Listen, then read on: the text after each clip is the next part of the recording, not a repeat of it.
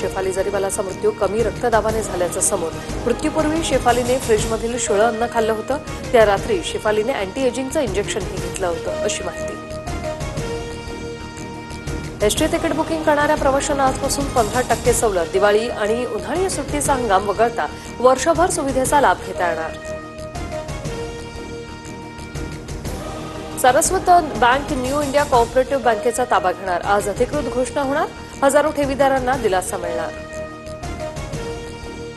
नागपुरात प्रेमाच्या जाळ्यात अडकवून अल्पवयीन मुलीवर अत्याचार.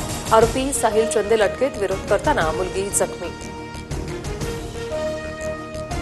राज्यातल्या काही जिल्ह्यांना आज पावसाचं अलर्ट. पुण्यासह सातारा, रत्नागिरीला ऑरेंज अलर्ट, तर विदर्भ आणि मराठवाड्यातील काही जिल्ह्यांना येलो अलर्ट.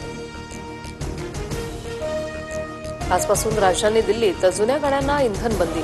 10 वर्षावरील डिझेल तर 15 वर्षावरील पेट्रोल गाड्यांना इंधन मिळणार नाही. गाड्यांवर नजर ठेवण्यासाठी पेट्रोल पंपावर स्पेशल कॅमेरे.